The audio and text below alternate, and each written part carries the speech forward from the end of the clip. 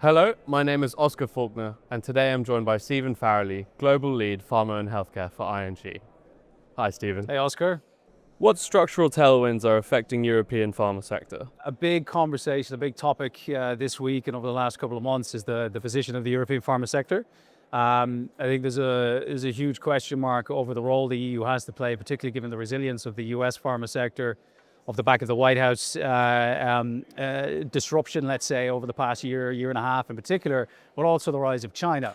So I think there's a lot of questions as to the future direction of the European pharma sector, but it's not to say that there aren't continuous tailwinds that we see and we support across the industry from a European perspective. I think if you look to the GLP-1 market in particular, we've hit a key inflection point in GLP-1s. We've seen the transition from an injectable market to very quickly into an oral and frankly consumer market, which is going to see explosive growth. So we see significant investment into capacity, into competition for what's going to be one of the biggest markets that we see in the pharma sector. And Europe for sure has a role to play there. Do you expect private equity interest in the CDMO sector to accelerate? And what is driving that investor appetite? So the CDMO market at ING, we believe, will outpace the pharma market more generally. Pharma we see growing at about 5% per annum out to 2030. CDMOs we see growing at double that pace. And there's some really good reasons. We talked about GLP-1s.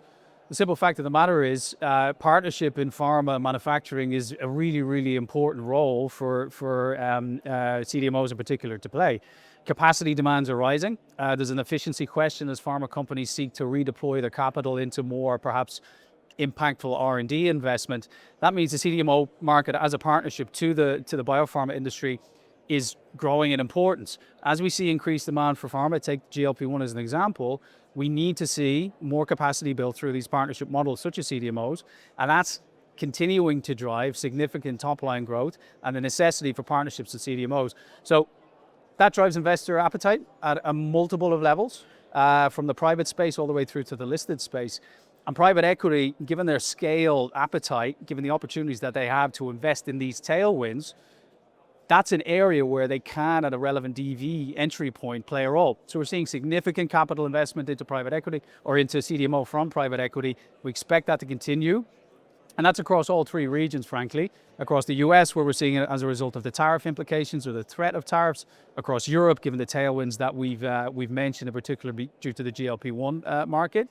And in Asia, given the rising role that China in particular has to play in the biopharma innovation space. So a big opportunity in CDMO, and where there's big opportunities, private equity capital will follow. More broadly, how are geographic shifts and sector focus shaping investment opportunities in CROs and CDMOs?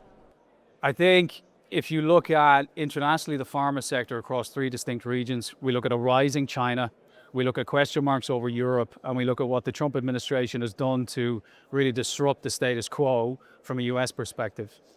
If you look at it in three buckets, as we do at ING, the manufacturing impact, the pricing impact, and the R&D impact, let's go back to the threat of tariffs to the pharma industry. We've seen an excess of $500 billion of investments announced into the US sector. That has spillover effects into the demand for the CDMO market, where we see a significant amount of capital flow into the US. Very simply, in order to build the capacity to offset the tariff threat, it takes time. It takes 3 to 5 years, maybe 7 years in some instances, to actually build out capacity. So the CDMO market, the capacity that's available in the US in particular, allows companies an opportunity to partner with the CDMO space to negate the risk of tariff threats, gain access to capacity more quickly. So we see a significant flow of capital into the US. From a clinical trial perspective, we've seen Europe actually structurally decline in terms of its role it plays from R&D and investment. There's a big conversation as to why. We've seen the US market stay pretty resilient, continues to represent a significant portion of global clinical trials, but Asia is where the story's been at. We're seeing a major rise in the impact of Asian clinical trials. Countries like Australia, large countries where you can get efficient, effective clinical trials completed, while avoiding the complexity of the EU, maybe more fragmented market that we see across the EU, which makes it more difficult, more costly, with more legislative hurdles or regulatory hurdles to overcome from a clinical trial perspective. So progressively, much more of a slower moving story, let's say, than the tariff-driven CDMO shifts in capital. We're also seeing a repositioning of clinical trials globally.